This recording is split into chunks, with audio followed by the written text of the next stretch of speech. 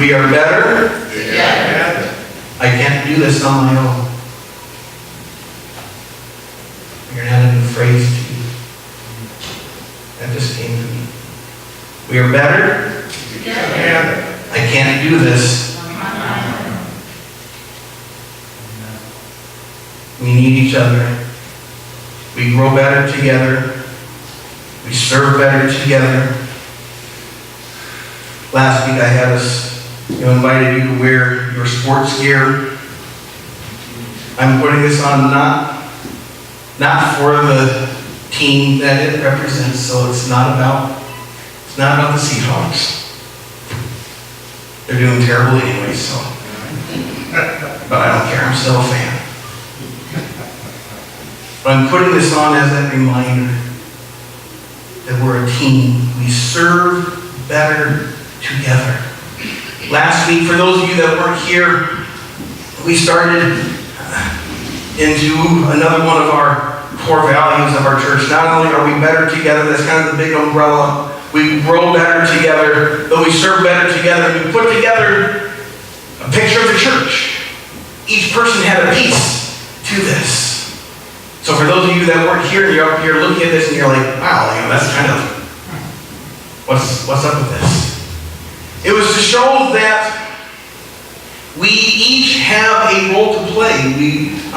The scripture passage that we were looking at is 1 Corinthians chapter 12, verses 12 through 26. I want to invite you to turn there again, 1 Corinthians 12 through 26.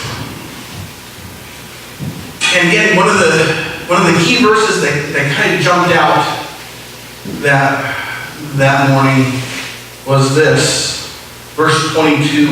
On the contrary, the parts of the body that seem to be weaker are indispensable. And that in the church, God has placed everybody here, and that there is a role for everybody. There's something for everybody to do. Because even Paul writes about it again in Ephesians 4:16, where he says that from whom the whole body joined together. Again, I like that illustration of splitting wood with an axe. If you haven't done it, with some supervision, go pick up an axe and go do it. Swing it. Swing it with all you got. And then tell me what part of your body wasn't involved.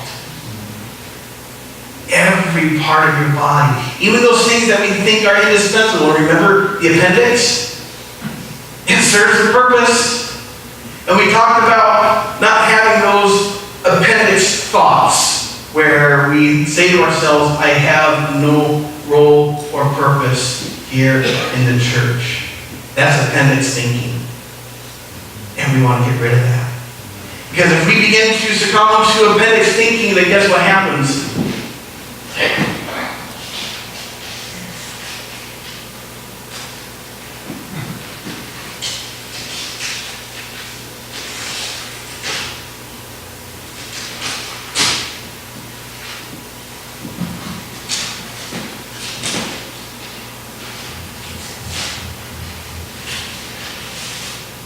We remove ourselves from the church, and all of a sudden the church is incomplete.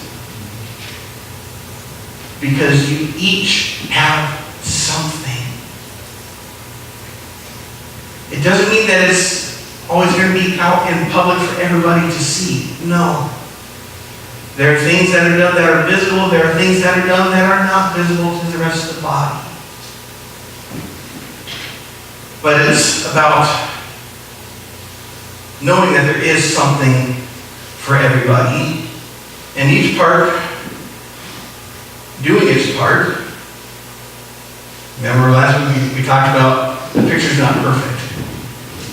We're not looking for perfection. We're looking for us to do what God has called each of us to do, and what He has gifted you to do.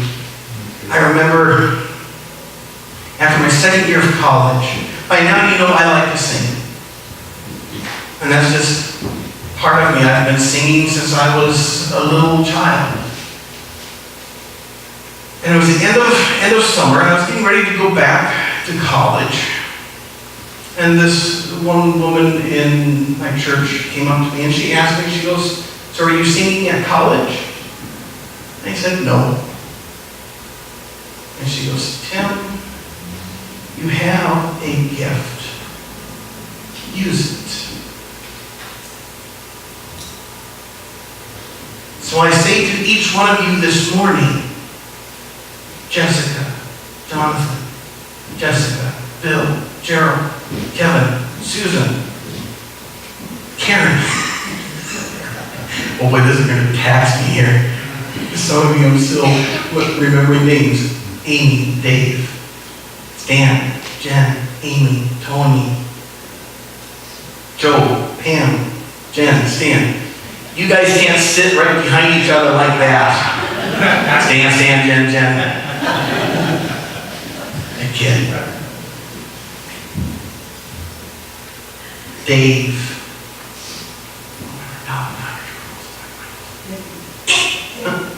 Well, I know Deb. Dave's wife. Jean. Thank you. Some of you are going to have to help me, because remember what I said earlier? I'm here physically, but my mind may not be completely. Bella, Judy, Jamie, Bob, Terry, Rachel, Robert, Scott. All right. Okay. Ridley. Hiking. My daughter is trying to hide. No, and now you're going to have to help me out again. I know you've told me your names before.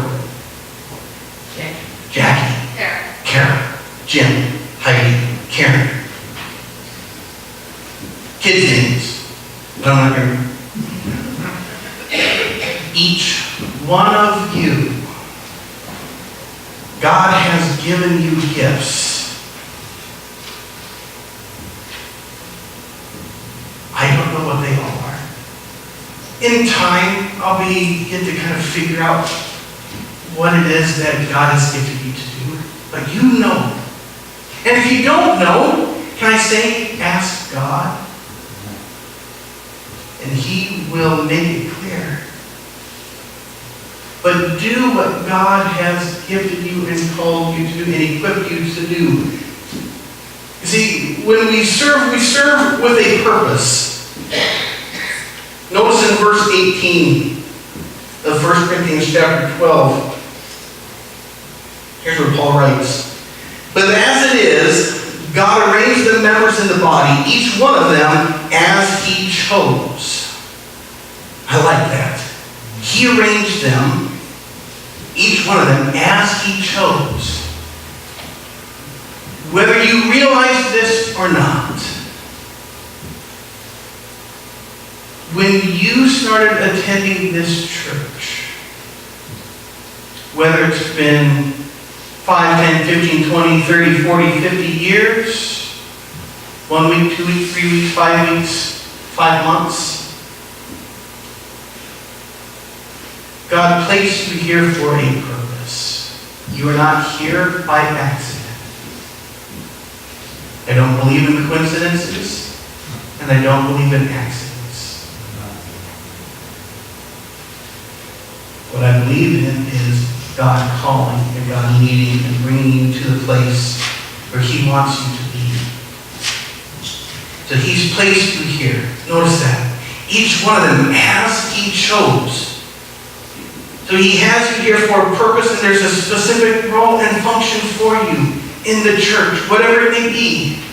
Whether it's seen or unseen, matters not. So God arranged the members individually. This means that God has an eye for detail.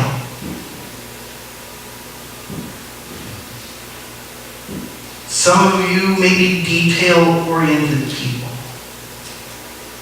where everything has a place. I see that hand up there. Where everything has its place. You know, you decorate your houses and it's done to this fashion, where you work with wood and you're able to manipulate the pieces and put style to it. and how you design it all, or you cook. And there is this detail of how you cut everything and mix it all together, and then you kind of sprinkle some accoutrement on top, and you just make it look good. But it's that eye for detail. God has placed each one of us here. He didn't bring you here by accident. He chose you, He placed you here, and He has gifted you to serve in this specific church, no matter what that role may be. Not only that God has placed you here, but why He has placed you here. He's placed you here to serve one another. 1 Peter chapter 4, verse 10. You can just write that down in your notes. 1 Peter chapter 4, verse 10. Peter writes, "As each has received a gift, use it to serve one another as good stewards of God's varied grace." The reason why you've been given these gifts is not for your own personal benefit. And it's not so you can go do something and check the box off. All right, did that. He has given it to you so that you can serve others. Your gift is of benefit for everyone else. This is why it's necessary to be a part of a church body. Because when you're not, you miss out on the opportunity for your gifts to be used for someone else, to serve others. See, this kind of flies in the face of some of the thinking that we have when we come to church. We come to church and we serve. All the while we approach church with a consumer mentality, which is, what can I get? Now, yes, I understand. I asked you this morning, come ready to receive. And yes, there is an element to that. But I think if we take it too far of, I'm coming for this expectation to be met, or this, that, or the other thing, that we miss out another part of why we're here, which is having the customer service approach, which is, how can I serve you today? Imagine what church would be like when we walk through the doors, and instead of having a sense of, boy, I really hope they sing this song, or the preacher speaks like this in this particular style, or on this passage or message. What if we walk through the doors of, how can I serve you today? Now all of a sudden, there's a reversal in our expectations and what happens.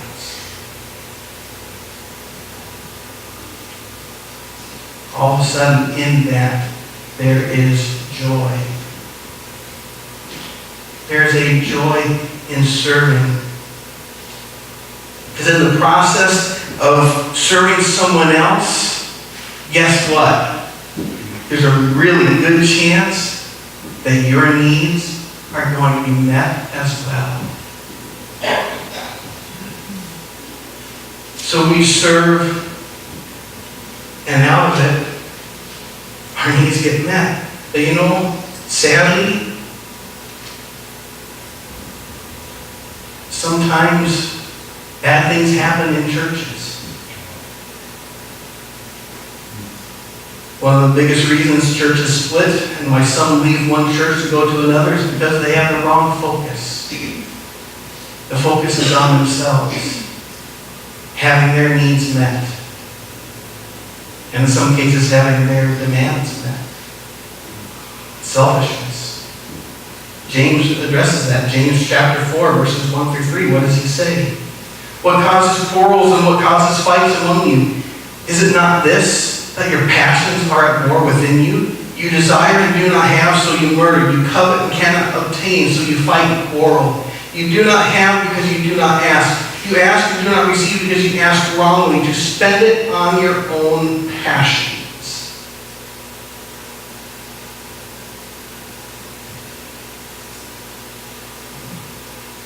And then, as if he wasn't clear already, he sums it up in verse 4. He goes, "You adulterous people."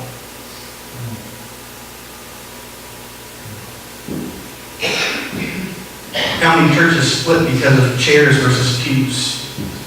Between wood floor and carpet. Paint colors. How many people leave over that? Okay, I called a spade a few weeks ago. I'm going to call a spade again.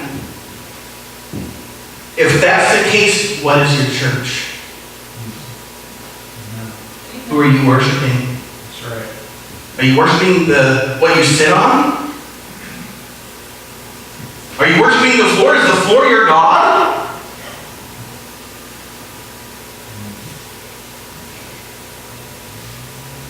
Is the paint color? Now that doesn't mean that we should just let God's house go to shambles. It is God's house. It should be taken care of. And we take care of it. But we don't need to quibble over one thing or the other. Oh.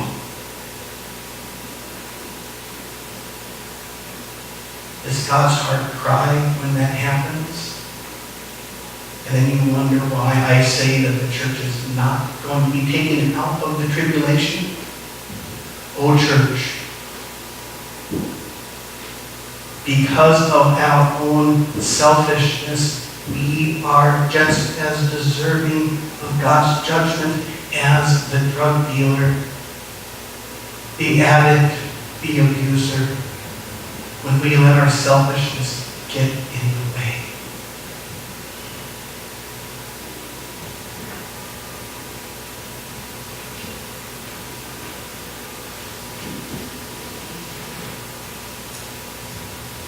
We could almost stop there, but we're not. We're gonna move on. How do we serve? We serve out of the abundance of what Jesus has done for us. John chapter 13, verses 12 through 15. When he had washed their feet and put on his outer garments and resumed his place, he said to them, "Do you understand what I have done to you? You call me teacher and Lord, and you are right, for so I am. If I then, your Lord and teacher, have washed your feet, you also ought to wash one another's feet. For I have given you an example that you also should do just as I have done to you." We serve because we have been served out of love, and we are serving out of the abundance of what Jesus is doing in my life. When we realize that point, that I serve out of what Jesus has done for me, that out of Jesus' own service for me and the abundance of his love, all of a sudden my tank for service is full. It's no longer a dreary task. It's no longer a drudgery. It's no longer that box that we check off. All right, I served God this week, or this month, or this year. All right, I've done it. Or some who take the approach of, well, I've served him already earlier in my younger years. Now I get to sit back, relax. Someone else gets to change the diapers down in the nursery. You laugh, but if I had $1 for every time I have heard that in the church, I have done my time.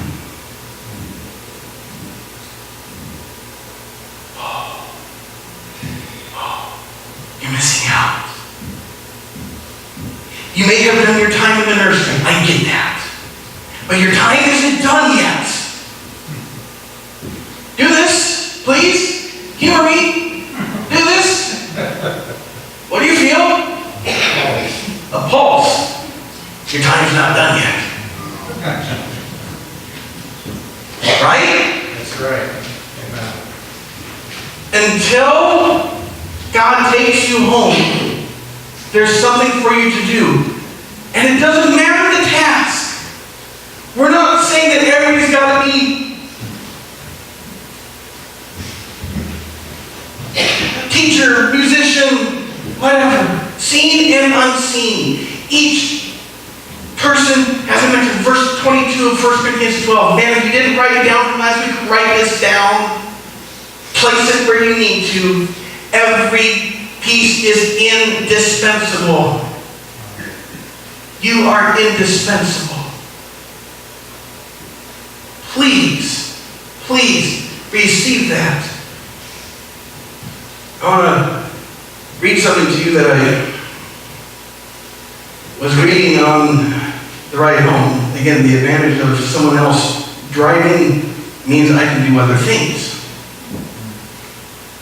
This is from a blog by Sam Storms entitled How Jesus Serves Us and How We Serve Others.